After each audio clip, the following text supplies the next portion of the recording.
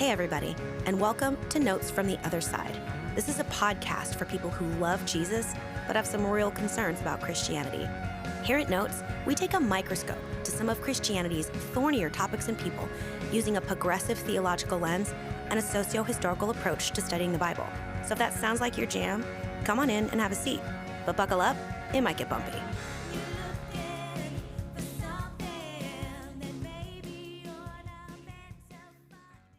Hey everybody, welcome back to Notes from the Other Side. This is a podcast where we take a microscope to some of Christianity's thornier topics and people, and I'm your host, Tiziana, Mom So Hard So Verse. And that eerie silence you're hearing is the lack of my co-host, Rick Welch, asking me how I am momming so hard today, and double whammy, the lack of our intrepid audio engineer, Andy Rocketman Bishop. Actually, I'm really here, but I can't talk because he can't hear me. Which is a big there's fat no bummer. Point. Yeah. So this will be Yeah. what you hear of me. Yeah, that's all you're going to hear from Andy. It's just going to be me in the studio today with our very special guest, Dr. Adam English. Adam, thanks for being on the show today. It's great to be here with you, Tiziana. And I'm sorry that we missed some of the other co-hosts this time around. That's okay. They're maybe out doing last-minute Christmas shopping. Yeah, I know. It's been a bit of a bummer. Rick had to bounce out, which is really sad. But if our listeners recall, we ended our last episode. And if you don't recall, get out of here and go listen to the last episode. My gracious, you're reading the second chapter before you read the first. We are doing a deep dive in the month of December here on Notes from the Other Side into some of the claims that have been made over the years that our Christmas traditions that we love and enjoy here in this country are rooted in ancient pagan practices. As I was doing that research, obviously you can't have a conversation about Christmas traditions without discussing the fat man in the red suit. So as I was doing that research, I came across your book. Your book is called The Saint Who Would Be Santa Claus. And as I was reading that book, I was like, mic drop. I don't need to read anything else. Like this is everything that I ever needed to know. And so I sent you an email, and you have very graciously agreed to come on the show and talk both about your book and whether or not we can address these claims that the history of St. Nicholas and the inclusion of St. Nicholas in our modern Christian Christmas practices is rooted in some sort of pagan history. Well, yeah, I'm so honored to be with you. I'm just so honored that anybody would read that book. You know, it's always an honor when somebody reads your writing. So yeah, I'm delighted. I was delighted when you reached out, and I love talking about Santa Claus and Christmas and St. Nicholas. I mean, who wouldn't want to talk about this kind of stuff, right? You know, just as a fun aside, how did you become so interested in this particular topic? Yeah, I mean, there's sort of two roots to that. One is my own upbringing. I grew up in a house that was, very conservative Christian, kind of charismatic leaning. And, my parents had a really mixed approach to Christmas. We always celebrated Christmas and stockings and the Christmas tree and presents. But my parents felt very conflicted about it because we were, hardcore, socially conservative Christians. And so, we had like a birthday cake for Jesus, and, they were always concerned that Santa was somehow competing with Christ, or maybe, if you rearrange the letters of Santa, you get Satan. And right. So maybe there's something, slightly demonic about this, or at least secular, or at least competing with, the true meaning of Christmas. And so, I think they felt in many ways, probably like Martin Luther. Yeah. Who, as you know, and I think as you talked about on your last episode, was struggling with how to keep some of the holiday traditions of gift giving. And as you know, he had multiple children of his own, and then I think maybe adopted 6 or so children in addition. Mm-hmm. And we have some receipts from Martin Luther that are marked as Nicholas gifts for his kids. So he liked giving gifts. Yeah, and he called them Nicholas gifts. But then also thought, hey, maybe we should, push Nicholas aside a little bit and just say these gifts are from Christ, the Christ child. Right. The Christkindl. Christkindl, that's how you say it. I don't speak German. I don't speak Latin. I don't speak Greek. And I don't speak Hebrew. All I speak is Spanish. And I always end up there you go. reading these words with like this Spanish accent. That's one of the jokes we make on this show is like we, myself included, we're just regular old people over here trying to like figure out how to access the world of academia while not speaking any of the languages of academia that these things are written in. Please I correct love me it. one more time because I think I said Kinderchrist on the last episode. How did he say it? Christkindl. Christkindl. There you go. The So, Christkindl.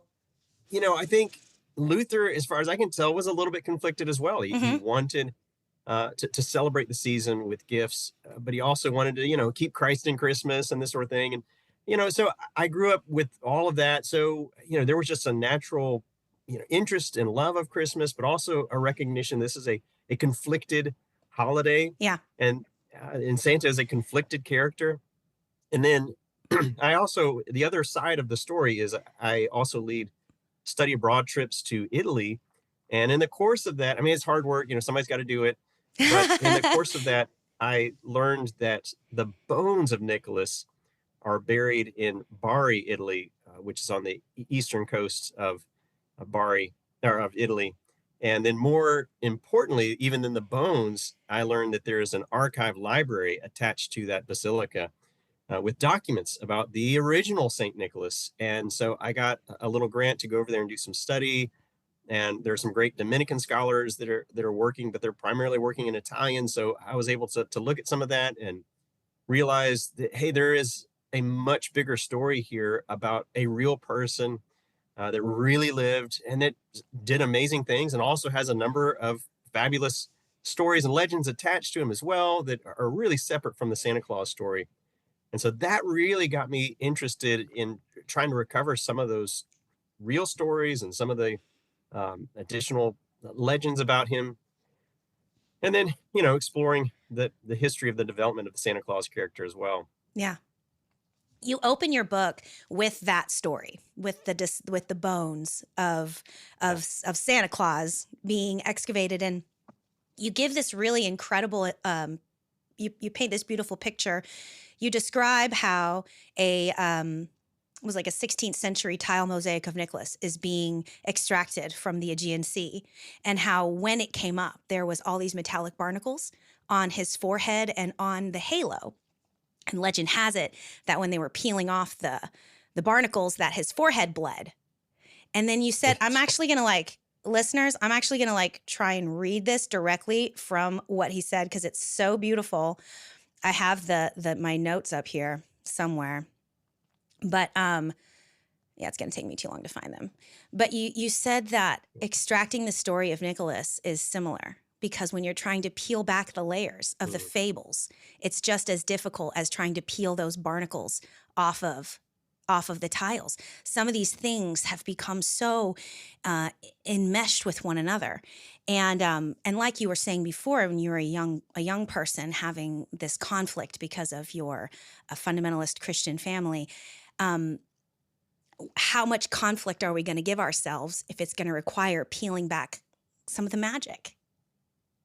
Yeah, I think that's exactly the issue there. Is that if you strip it all away, then, what do you have left? So, my own approach to the Christmas season is, of course, I think it is fascinating and wonderful. And hopefully we'll get into the history and life of this real person.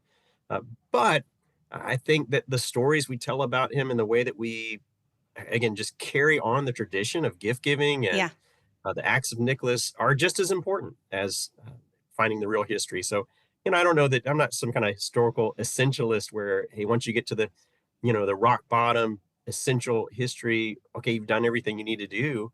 Well, usually you're left with just kind of a bare canvas, and you want a rich life is painting on that canvas and creating some rich tapestry of tradition and works and activities and all that kind of stuff. Yeah. Well, so what we have as our image is a fat man in a red suit, but that's not the depictions of St. Nicholas that we see when we're looking at these tiled mosaics and stuff. Can you talk to us a little bit about how we got from point A to point B? Like, how did he get dressed in a red suit? How did he turn into a big fat dude? How did that happen? Yeah, I mean, obviously it's a pretty long story because he's been developing over nearly 2,000 years now Mm-hmm. of development.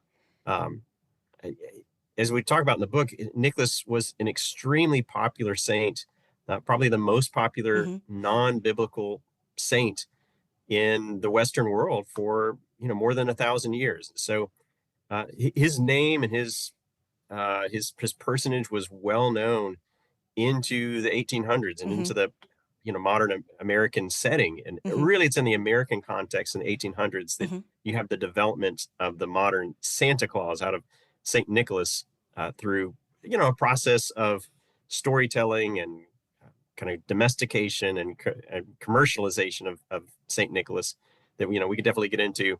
But yeah, I mean, I think you want to probably go back and say that this person, start with this original person. Mm-hmm. uh, the the fame of Nicholas initially spreads not through his Christmas work or even his gift giving, but primarily through his association with sea traders and sailors and Yeah. sea merchants, which is a little bit maybe surprising for people that only know about Santa Claus Well, and Saint Nicholas connected to Santa. and that's going to have to do with his time, right, as the bishop of Myrna.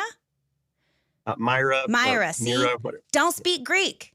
Myra. there you go. Myra. And that's all related to his time as the bishop of Myra, because that's one thing you noted in your book is he kind of ended up replacing like Poseidon and Artemis as the givers of both fertility and grain and protector of seafarers.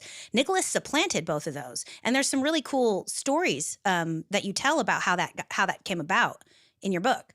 And that's another reason why we are celebrating St. Nicholas Day on December 6th, right? Yeah. Well, yeah, there's kind of multiple trains of thought there. So many. I have ADHD. I apologize. Yeah. No, you're great. You're great. Go ahead. Yeah. So, Myra, as you noted, is located on the coast. Yeah. So Nicholas, during his life, would have had association. And of course, Myra and his birthplace, Patara, are both mentioned in the book of Acts as ports where Mhm. St. Paul landed and spent a little bit of time. So he had a natural connection to seafarers. And then almost immediately after his death, there were a number of stories about him saving sailors at sea. And so sailors began to carry Nicholas icons and put Nicholas loaves out on the water before they sailed and carry little amulets of Nicholas and this sort of thing. And so, of course, you can imagine how this would spread. And William Bennett does a nice job in his little book on St. Nicholas to try to imagine, okay, well, these sailors are going port to port. And of course, they're sharing stories, and they're sharing stories about Nicholas. And people are asking, hey, who is that you're talking about? And so very rapidly, Nicholas moves from just a regional, local saint or hero to becoming widespread, going into Russia and becoming a major figure in Russia, but also to the British Isles. And of course, even from about the year 1000, we've got a chapel, a Viking chapel named after Nicholas, and some of the first arrivers, explorers in the Americas. One of the very first ports they name is St. Nicholas Port. Yeah. And so, he's spreading very rapidly. And of course, you've got just hundreds and hundreds of churches named after Nicholas. So, again, next to Mary, St. Nicholas is the most popular name for a church, which we may not realize as much in America as you would in Europe and other parts of the world. But yeah, so, that is to say that Nicholas is definitely sort of in the water of people's imagination. And of course, as they're sharing those stories, they're adding to them and expanding on them and growing them and applying them. So he becomes the patron saint, not only of sailors, but of, bakers and brewers and children and, unwed women and, you just name it. Everybody. He's the patron saint. Everybody. Yeah. Which is Cities probably and one of the countries. reasons why Martin Luther had such beef with giving gifts in the name of St. Nicholas, because you're talking about this character who is just becoming almost Christ-like in his power and his scope of support, which also you talk about in your book is somewhat accidental, because there was another Nicholas who was living and about 200 years later. And somehow or another, at some point, their legends sort of get rolled into one. Yeah, that's right. So the story is complicated, and it's frustrating because you will see, people trying to present the history of Saint Nicholas, and usually what it is this combination. So yes, there was a second Nicholas, a Nicholas of Zion, who lived in the 500s, and we've got a really early biography of him, very complete, more complete than the original Saint Nicholas. Who lived when? I didn't mention that. When was the original Nicholas, his lifetime? Yeah, sorry.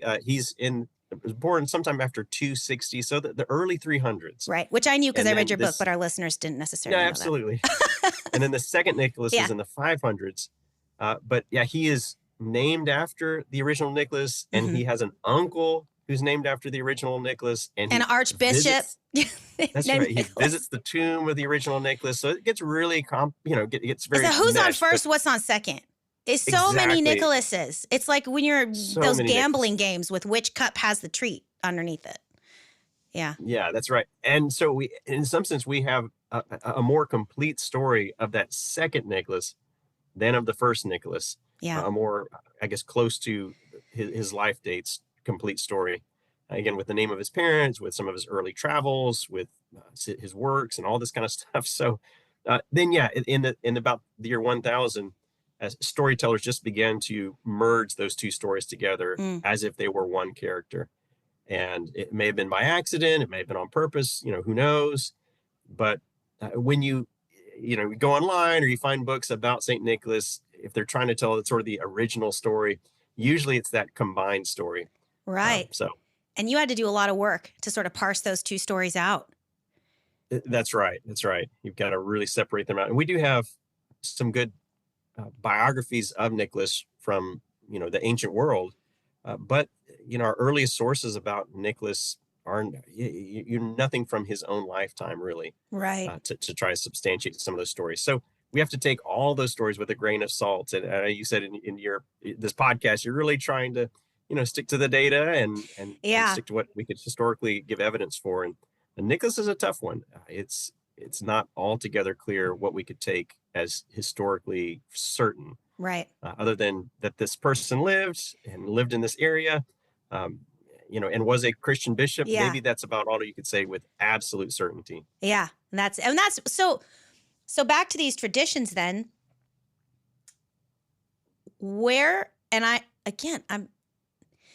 Your book was so good. I have 2 toddlers, and I would stay up late after they went to bed because I wanted to get it all in before this interview. Your book is one of the reasons why I like your book is because academic writing, and especially when you're talking about trying to find the facts behind an historical figure that lived, and you're doing this work of parsing out their 2 stories, you really do this incredible job of painting the picture of what was going on in like 3rd century Greece and in ancient Christendom at the time that all these things were happening. Our listeners might be surprised to learn that St. Nicholas slapped somebody in the face at the Council of Nicaea, and got in a lot of trouble for that. Yeah, that's right. That's like when Will Smith slapped Chris Rock at the Academy Awards. I cannot believe he was at the Council of Nicaea. Sorry. Oh yeah, he was exactly like that. It's exactly like that. It was like, whoa. He might have deserved it, but you can't act like that in here. Yeah. And so he has this like weird rabble rouser history, which I can't imagine Santa Claus slapping anyone. He will leave them a lump of coal. That's the most dangerous my Santa Claus gets. That's right. But because you paint all of this wonderful picture, so I kind of already know the answer to this question, but at some point, Nicholas becomes associated with coming down the chimney and putting presents under trees and in Christmas stockings. There is a particular legend that we do know is attributed to the original Nicholas and not this secondary Nicholas that lived 200 years later. Can you tell us a little bit about that story and how it's related to the current practice of Nicholas shimmying down a chimney, doing a B&E, global B&Es? Thank you. So this story is one of the most cherished of Nicholas, to be sure. He's a young man. He's not yet a bishop. And maybe we should just say, for the audience's sake, a bishop in the early 300s is something really different from what we would imagine today as a bishop. At that time, you're just really thinking of a head pastor, a regional pastor of an area. Again, not a well-to-do individual, just someone who is essentially the overseer of that church in that area. But he's not that yet. He's still a young man. He's received inheritance money from his deceased parents and is just kind of like a lot of young people trying to figure out what to do with his life. Mm-hmm. And he hears about this man in town down the street who has lost everything and is contemplating selling his daughters. And okay, selling them to what? Some maybe servitude, maybe prostitution. Mm-hmm. It's not really clear, but it's grim. Mm-hmm. And Nicholas decides to intervene in a really beautiful and famous way. And he wants to do so anonymously. So taking some of his inheritance money Mm-hmm. and just, slipping it through the window at night. So that story is fabulous, and it gets retold and retold. And, as it gets retold, you can imagine people adding details to it, Mm-hmm. like, hey, he found that the windows were locked, and so he had to drop the money down the chimney, and the daughter's stockings were hanging there to dry, and it fell in the stocking. And so, there you go. You've got stockings, you've got chimneys, and you've got but gifts. yeah, exactly. So it's a nighttime visit by, again, it's sort of an anonymous stranger, which Mm-hmm. is a lot of what Samsa is, right? Sort of a nighttime, Yeah. strange visit of gift giving. But it's a beautiful story, and people began to enact it. So we've got evidence that even as early as 1200, people are leaving St. Nicholas gifts on doorsteps and doing this kind of practice around St. Nicholas Day, which, as you mentioned, is December the 6th, not the 25th.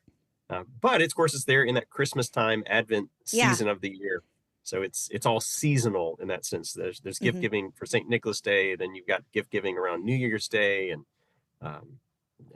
Epiphany, and then ultimately people start giving gifts around Christmas itself, December 25th.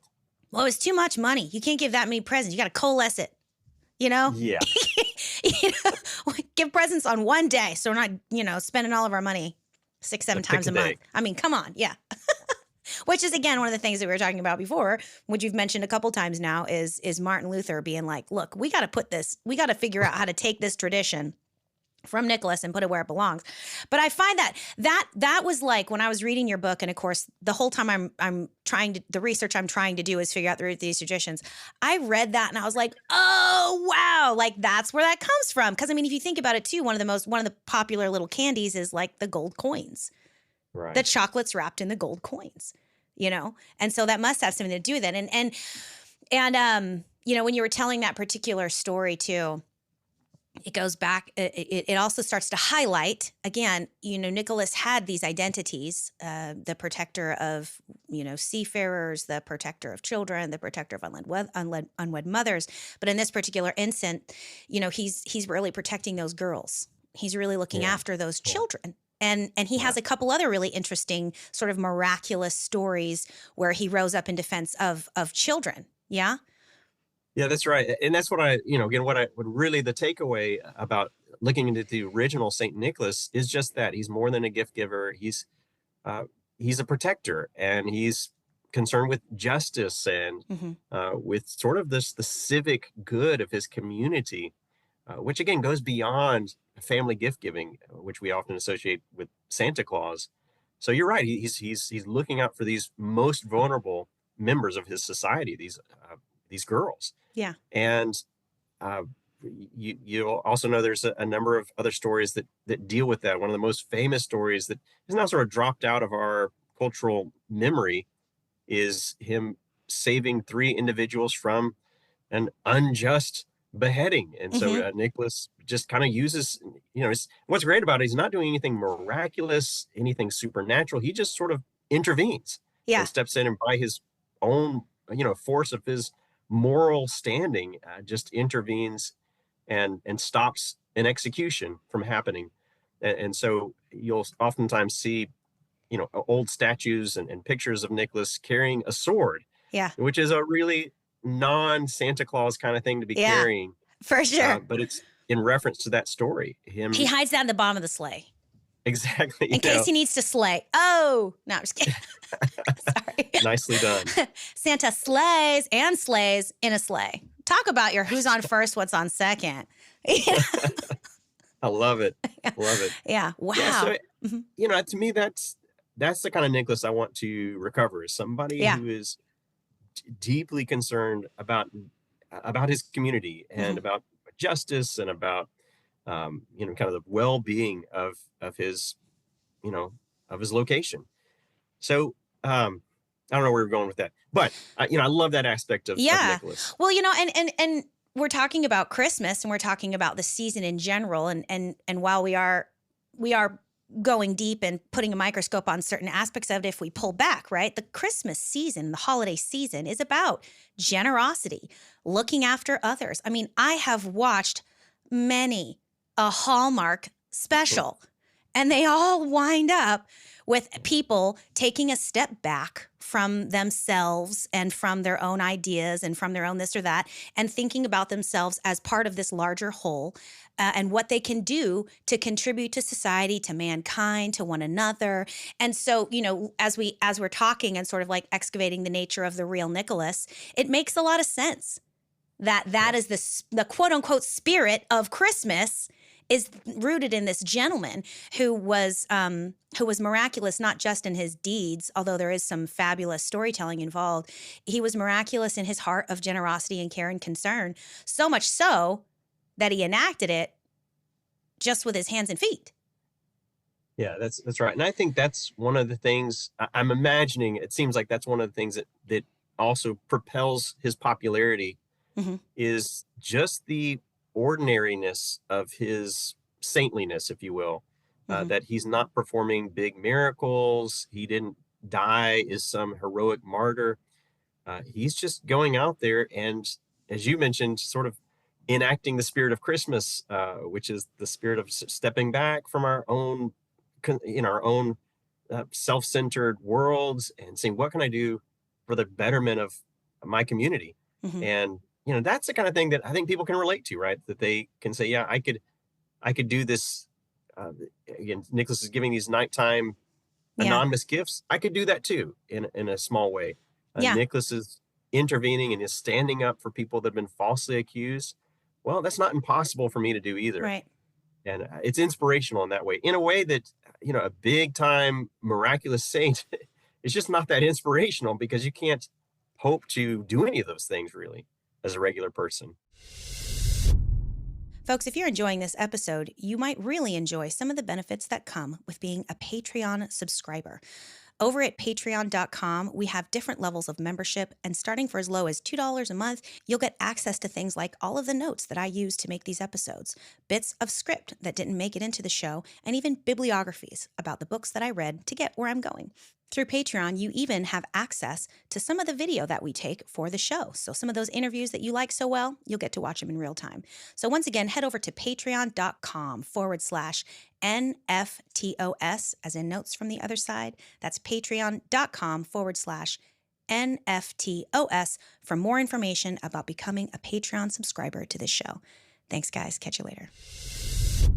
You create a parallel in your book as well between the story of the coins and a similar story that is a pagan story, right? But has more miraculous roots. The burying of the coins in the olive grove. Mm-hmm. Will you tell us a little bit more about that? You know what I'm talking about? Yeah, I may have to look back at that one. Well, because that's kind of what you were saying, is that there was a weird parallel with another story that had the element of 3. Yeah, that's right. But that story is more about making a miracle happen rather than just than quote unquote being the miracle, because Nicholas takes the money from his own inheritance. That's he just like leaves it. He doesn't. So much of the time, some of the Greek mythology that we have, the Greek and the Roman mythology that we have, that we read today, there's these like real fantastical and miraculous and amazing happenstances that are what are rescuing people from their this, that, and the other. And that was the thing about Nicholas. He was just regular, which again, I was surprised to note at the end there that he wasn't martyred. Yeah, that's right. That seems very unusual in the world of saints and in having a special day for saints. Is that not kind of unusual? It definitely is. And of course, Nicholas is born, if he's born sometime around 260 or thereafter, he's born into a world where Christianity is still illegal. Mm-hmm. Technically, it's still a persecuted minority religion. And then by the time he dies, Christianity has now been tolerated. But not only that, we've ended the persecutions, but we've also made Christianity the preferred religion of the empire. Yeah. And so, yeah, there's certainly prior to Nicholas, a lot of the saints, quote unquote, died a gruesome death of martyrdom. But Nicholas was spared that because he was really lived that transitional life between, again, being born in a time where Christianity was a minority persecuted religion. And then, of course, with the arrival of Constantine in 313, the Edict of Milan, the end of those persecutions. And then Constantine himself is adopting Christianity and preferring it. And so, we go from, again, being the underground faith to now being the faith of the emperor. Yeah. And so, it's quite a turnaround, right? In, the late Nicholas's life, the empire is giving money for the building of churches and also providing the means to tear down pagan temples and to clear the way for Christian churches. So it's a radical turnaround. So yeah, let's just say that Nicholas dies of old age and not a gruesome death of a martyr. Yeah. And he's maybe one of the first one to kind of be able to do that. Yeah. And participating too in the tearing down of temples. That was one of the things too. Like he was legendary, whether or not we have facts, but he was actually part of like tearing down the temples of the pagan gods and goddesses and setting up his own. Yeah, that's right. We do have evidence that in Myra there was a temple of Artemis, and so the stories say that Nicholas was part of the, I guess, at the spearhead of tearing those things down. It's hard to know for sure. Is that true or is that legendary? But we do have archaeological evidence that there was a temple of Artemis there, and it would have been certainly during Nicholas's era or shortly thereafter that thing would have come down and been replaced by a Christian church. Yeah. So, I mean, that makes it a complicated character. He goes from being the minority persecuted to being in allegiance with the pure persecutors. Yeah. And, isn't that wild? That's not great either. That's a wild period of time in the history of the world, is that transitionary space, because you've got the persecution of 303, right? Which was awful and horrible. And then you're having the Council of Nicaea in 325. You've got this 22-year period, and I make jokes about it all the time. It's obviously not funny, but I make jokes.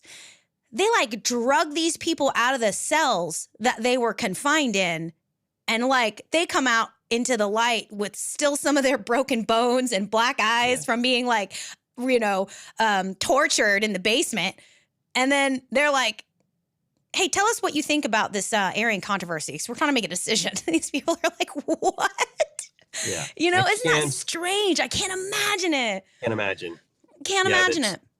A lot of these people who were in attendance at Nicaea, and of course they're at the emperor's residence, at Constantine's temporary residence in Nicaea, and the emperor is presiding over this. And there's, these are people, a lot of them who had suffered directly and personally because of imperial persecution, and now they're there in the same room as the emperor. And what a head spinning turn of events, right? And let me get your input on this, actually. As a matter of fact, here's a tablecloth. You want to wipe that off of your face, that blood. Now tell us what you think about this. That's wild. Totally wild. It's so I can't imagine what that would have done to your thinking about things. But we've got evidence. Nicholas's name appears in some of the rosters. We know there are about 300 bishops in attendance there at the Council of Nicaea, and Nicholas is there. And which is just crazy to think about. Again, especially thinking about him as later becoming Santa Claus. This is a guy that one of the most important theological councils in the history of the church, and there he is. Do we know? And it's in that. It's in that context that the story of the slap comes about. Maybe you should mention that since you the slap heard around the world. Exactly. And Unfortunately, this is a completely legendary account. Yeah. But every Christmas without fail, you'll see memes Uh-huh. on social media referring to Nicholas slapping heretics and handing out presents. And I'm always like, where'd you get this? That's crazy that this thing still floats around on social media. But that unfortunately, it's a story that does not appear until the 1400s. Oh, So okay. it's extremely late and Yeah. with no real historical basis. Nicholas, original story is that he slaps an Arian, and then Yeah. later gets turned into Arius himself. Oh, wow. And so the idea there is that this is just proving how orthodox, how much zeal Nicholas has for his faith, of course. And then, as you mentioned earlier, with regards to the Will Smith, Chris Rock slapping, the story goes that, obviously people may have, privately thought that Nicholas did the right thing, but, slapping someone in the presence of the emperor is a big no-no, or just committing an act of violence in the presence of the emperor. Yeah. So Nicholas is stripped of his, his bishop's robes and imprisoned for a time, and but then vindicated by an appearance from Mother Mary and Jesus himself while in prison, and then released. So yeah, it's just a completely legendary story.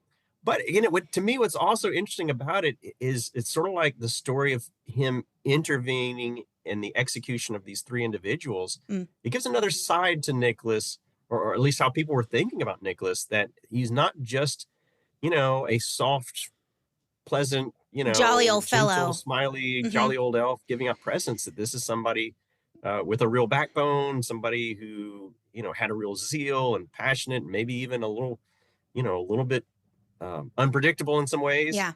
And that's kind of a different view of him that's maybe interesting to explore, right? Oh, I love that. Yeah, I think that's fantastic. I wonder, do we know when December 6th began to be celebrated as St. Nicholas Day? Do we know when that was instituted? Or not really? It seems like it's... I don't know the first record. I don't know the very first record that we have of December the 6th. But it seems to be evidence pretty early on that was the day that was initially celebrated. Yeah. As I pointed out, it does coincide with a birthday of Artemis and Dionysus, and but there's also maybe no reason to think that this couldn't have been the actual day that he actually died on, and was celebrated then. I mean, it's otherwise just kind of a random day, right, to have a death day. So of course the feast days of the saints is usually their death day rather than their birthday. Yeah. Too. So we don't know. It could be, but I mean, that's a fascinating addition again to the tale, whether or not he did or didn't die December 6th. And if we're used to celebrating, a martyr or a saint on the day that they died, it would be just that extra slap in the face if it just happened to be Artemis's birthday. Yeah, so that right. He could supplant her as the goddess of like provision and fertility, who had a temple in the town he was the bishop of, Yeah, exactly. Yeah. So yeah, it's very convenient. We don't know for sure, but again, you'll see, especially in Europe, in the Netherlands and Belgium and places like that, still December the 6th is celebrated as the traditional St. Nicholas Day. And even in the Orthodox Church, of course, December the 6th is a major feast day. And then in a lot of those, places, December the 5th, actually, St. Nicholas Eve is the day of gift giving and a lot of celebration. Then December 6th is more for family meals and services and things like that. And then, in the Americas, of course, we've just done away with all that and completely just gone to December the 25th. We altogether. have. Do you have any theories or ideas about that? Is it just because we're Protestant for the most part, and that's just the end of that story? Like Protestant, period. Yeah, I mean, it's Protestant plus it's just, I think it's an American tale. I mean, America, we are this amalgamation that is also very, we're capitalistic. We're we like inventing our own stories and and kind of making our own ideas about things. And so, yeah, it's part of all of that. You've got in the early 1800s, really, you know, uh, there's a lot of things happening. I mean, I don't know if we would jump to that, but Yeah, let's do we it. might as well. Yeah, we're heading Yeah, in that direction. yeah, we're headed in that way. Exactly. So obviously, as you know, America in the early 1800s, post Revolutionary War, we're a big, the term they would use at that time is a melting pot, right? And that's not a great image anymore to think about. Sure. Assimilation, cultural assimilation. We want to try to avoid that now, but Yeah. at that time, the idea of a melting pot and creating sort of new American traditions. Yeah. You've got Germans in Pennsylvania who are celebrating St. Nicholas still, and you've got some Dutch and some Catholics and things like that that are still have Santa Claus and whatnot. But you've got a real sense that we're now Americans and we want to create something brand new for ourselves. So especially in New York in the early 1800s, you have the promoter John Pintard and then the author Washington Irving, who are creating this New York Historical Society and it's a St. Nicholas Society.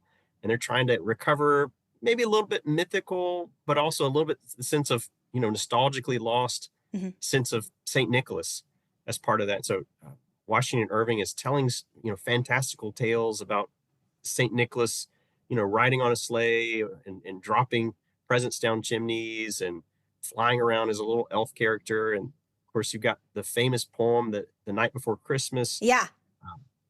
Which it comes out in 1822, and it features, this character, like fully formed with reindeer who have names and a sleigh and a bag of toys and, the beard and the pipe and the whole suit, the whole shebang. But you've got other artists that are starting to depict this character. Yeah. And then you've got, commercialism. You've got it's mostly depicted in advertisements. Yeah. Or department stores. And department stores are a really popular thing in the late 1800s and early 1900s is creating window scenes. Yeah. And so you've got Santa Claus kind of being depicted and department stores now saying, hey, maybe we could have this St. Nicholas character in person and dress him up. Wow, have him meet with kids and draw people in. It's kind of an advertising promotional idea to draw people in. Yeah. So, it's just very quickly, all that stuff starting to come together. It's definitely driven by, by commerce to be sure, but it's also driven by this new kind of American spirit to want to create new traditions and to also create, I won't call them like domestic sort of traditions of family, hearth and home that's warm and appealing. And contain enough of your ancient or like your heritage that you brought with you, contain enough of those elements that it still feels familiar and comforting. Yeah, familiar and comforting. And then, somewhat like vaguely nostalgic. Even then, and that's what's also kind of interesting about it is even today, of course, we have an affinity for those nostalgic representations of, the snowy Christmas and the open horse-drawn carriage kind of thing. Sure. But even in the 1800s, they were trying to capture something that they identified as nostalgic, as old world. Yeah. But it was brand new, right? So that's kind of... Isn't that wild? That's the crazy part of it. Why reindeer? Yeah. Isn't that... I feel like that... I'm like, where on earth? I read one blog that, someone tried to say the reindeer came from like an 8-hoofed Schleppner horse or something. But somebody else... No. They're like, no, that's not it. I think that's literally... It sounds like it was just... It looked good on advertising. It was cute, Yeah. There's a really early 1800s children's book called, I think it's called The Child's Friend. And it depicts St. Nicholas in a sleigh being drawn by reindeer. It's like, well, where did this get? This is before the Night Before Christmas poem. And, like, where did he get this idea? And, I just think, right. It looks good. It's kind of a magical sort of horse with antlers and it's got magical powers.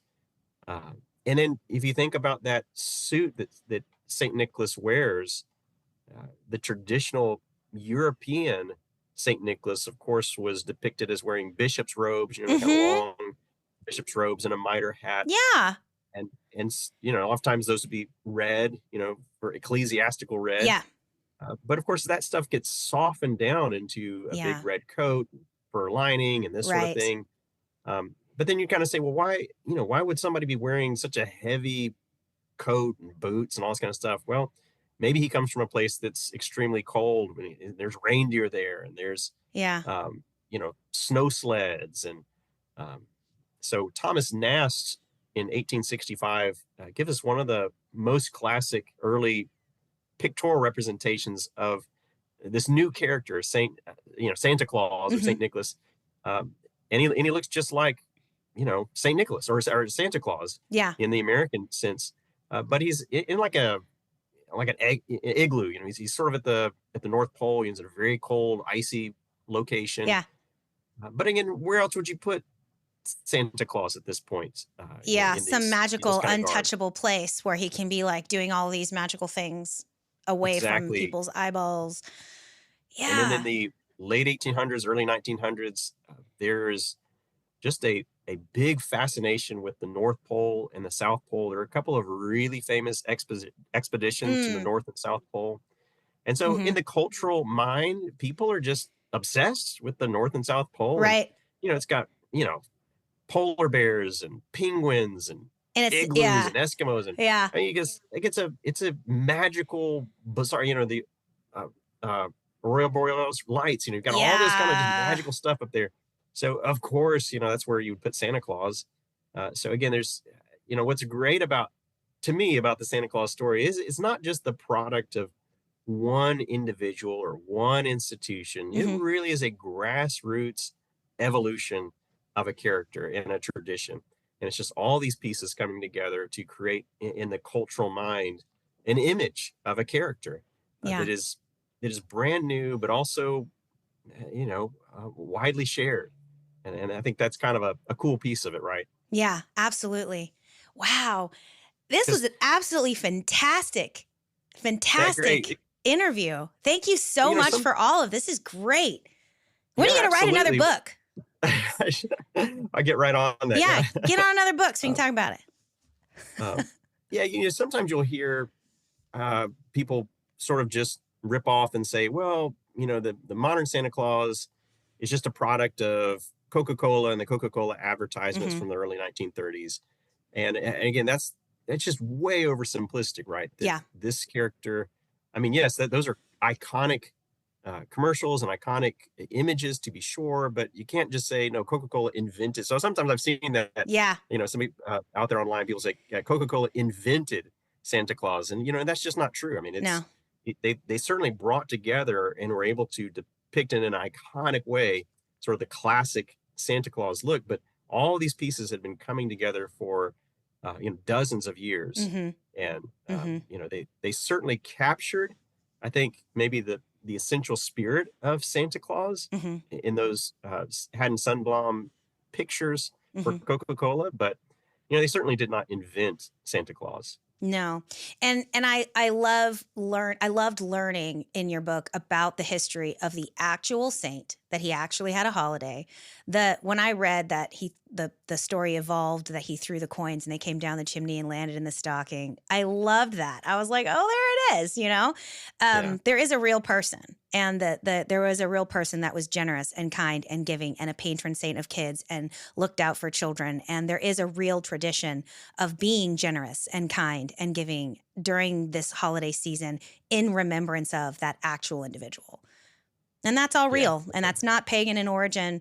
And whether or not all these other lines got filled in and all these other things got added, the root of the story is still what it is. And it's still a beautiful story. Yeah, that's exactly right. And so, from our, Christian perspective, okay, how do we deal with all of this?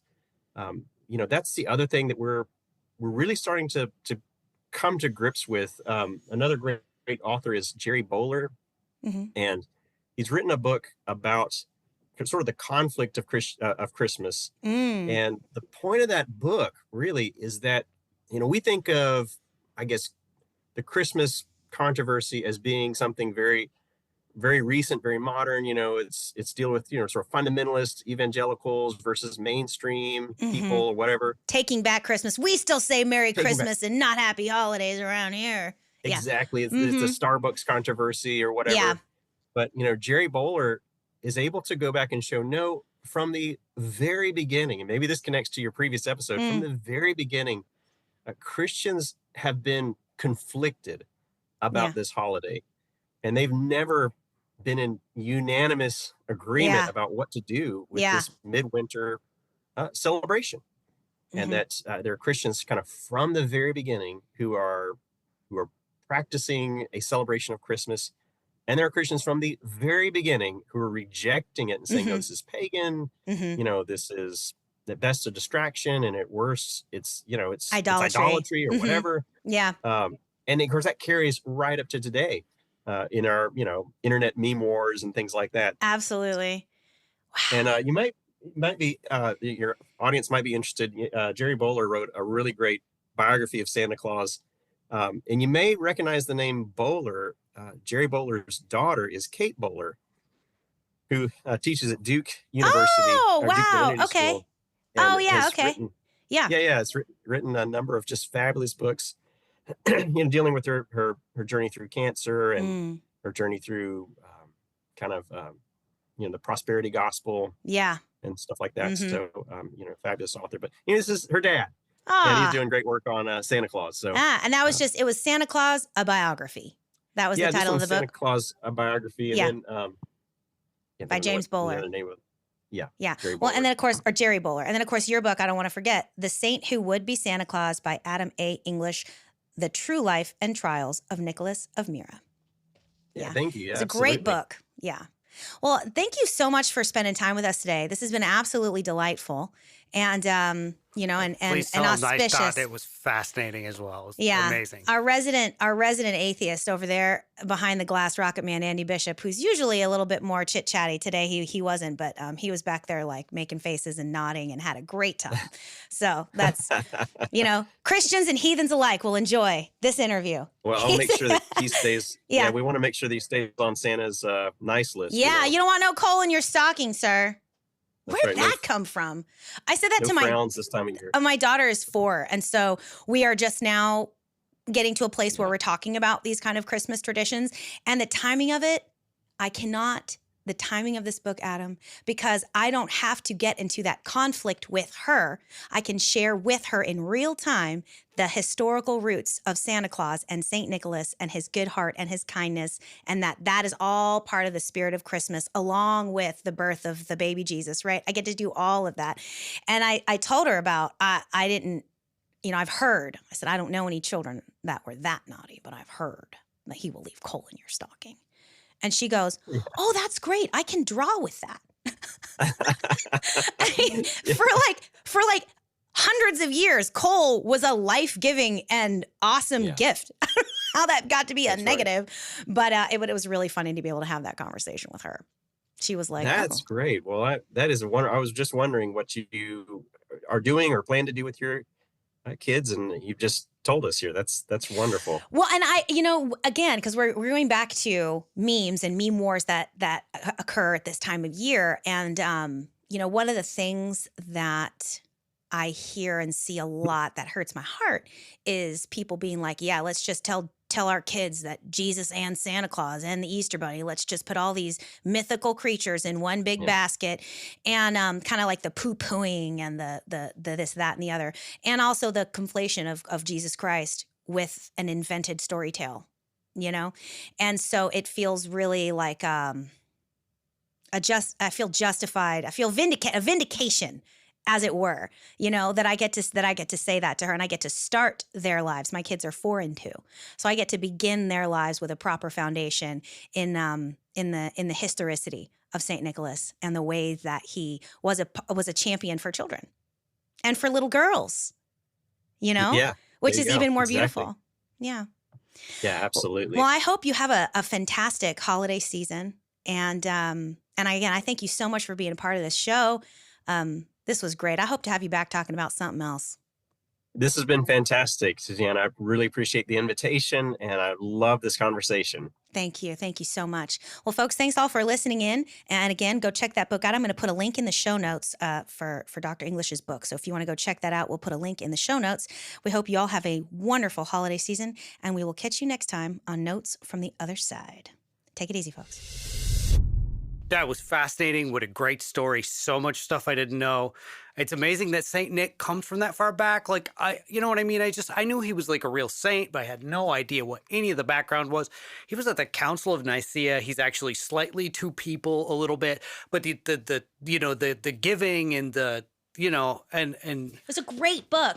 And just between you and me, he was cute. I don't know what he was talking about. With his, I don't know if the viewers are going to get too much out of the Zoom. He was a very good looking man, actually. I didn't get to see. I only peeked at the computer real quick when I was like, things are not working right. When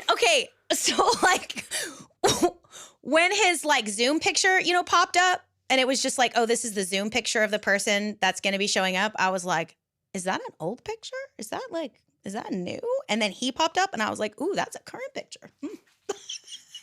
So wins all around. Yeah, definitely a nice, silver fox. Very nice, very smart. Yeah. Super full of interesting information. Good looking. Very cute. Yeah, very cute. So anyway, it's 14%. So this will happen quickly. All right. And I am. I'm going to cut this. Oh, yeah. Okay. And that's the end. That's a wrap.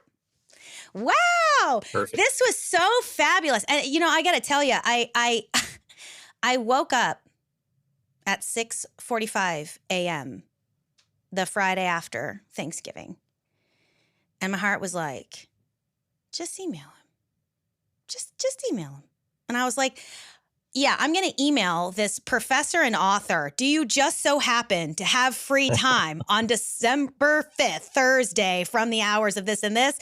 And my spirit was like, well, yeah, just ask. Maybe. So I got up and sat down and I was like, Googled you, which in itself is weird. Oh, yeah. I'm like, where does he teach again? Yeah. And that's, I'm not great. I've not really gotten into the world of, these social media platforms and things like that. Mm-hmm. I mean, I'm on Instagram or whatnot, but sure. Yeah, I mean, the best way to get me is just come by the office. Yeah. So yeah, you'd have to Google and all right, let me find his email address, and as opposed to direct messaging through one of my many amazing platforms. Yeah. Like Dan McClellan, he's got obviously the whole industry going. Oh, I know. He's got a whole thing. He's like where I'm headed. That's where I want it. Yeah, That's absolutely. where I want it, because what I like, and the show's over now. So this is also one of the reasons why we like offering these kinds of things, because then people get to hear after the show chit chat.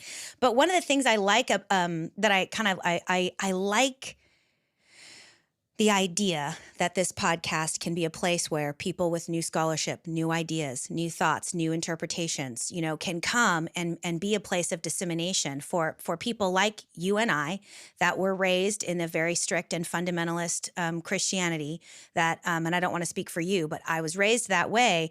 But as I became an adult, I was like, I want to keep Jesus, but I want to let go of all this other stuff. But I need permission. I need permission. Yeah. And part of that permission comes from, did you know that our earliest copies of the manuscript of 1 Corinthians don't have that verse in it? As a matter of fact, we've got pictures of that verse, that women should be quiet, scribbled into the side and added in. So I needed to hear that in order to set myself free from that. And so that's kind of what I envision this podcast doing is presenting some of this more academic information. And I'm not blowing smoke up your ass. This book was awesome. I've read a lot of books and I've read a lot of academic work, but it was so easy to read and it was so informative, not just about Nicholas, but about the period of time in Christianity around and in which he was doing his thing, which I think a lot of people don't have. They need that information. Yeah. Yeah. That really warms my heart. It really does. Yeah. I'm always just completely in awe when anybody actually reads Well, it's Yeah. something you've written, right? I mean, obviously, I like know. you're saying with your podcast. I mean, it's Yeah. awesome when somebody listens and Yeah, and said, hey, it comments. was helpful. Well, So let me ask you it means this. a lot Where to do you me. want me to send people to buy this book? Because I got mine from the library. Nice. Yeah. Yeah, and probably just, Amazon has got it, and, ordinary places like that. Okay. You don't I have like a special place where you get the most money when people buy it from? Not really. Okay. You could buy it from Baylor University Press, but that'd probably be the most expensive way to buy it. Okay. Well, I'll put a link to it on Amazon. I'll put a link to it on Amazon. Yeah, yeah, absolutely. They can get it there. And you don't have any other social medias that you want to plug or anything else like that I can add? Not really. You're good. Yeah, okay. Yeah, I'm so sorry. You don't have to be sorry. This is the piece where I'm asking you, how can I help you? You've generously donated your time and energy to this show and to this conversation. And so I want to find, like, how can I make it worth your while is what I'm asking. So I will post a link in our show notes from the Amazon so that people can buy your book. And that's perfect. Yeah. And what do you like talking about? And next time we have a theological question that we need an expert, you can be on our short list of phone a friends. Yeah, I'd love to, especially when we're both here in North Carolina. I know. Of course. We're right here. Where's he teach? You teach at Campbell University, right? That's right. Mm-hmm. Right here in North Carolina. Yeah, it's just maybe 45 minutes south of Raleigh. Mm-hmm. And you're the chair of Christian Studies. What is your position? Yeah, that's it. And I teach theology and philosophy and some ethics. Theology and philosophy. Like that. Okay. Yeah, Love exactly. it. Okay. Well, we'll definitely reach out to you in the future if that's okay. All right. Well, Dr. English, thanks again so much. I'll go ahead and end the call, but I really appreciate you coming and doing this, and good luck with finals tomorrow for all your students. Yeah, that's right. Oh, yeah. Bless their hearts. Yes. But it'll be over soon. Just rip the Band-Aid off. That's exactly. Yeah. Well, thanks again, and I hope you have a wonderful holiday. Thank you. Yeah, you too. Bye-bye. Yeah, Merry Christmas. Merry Christmas.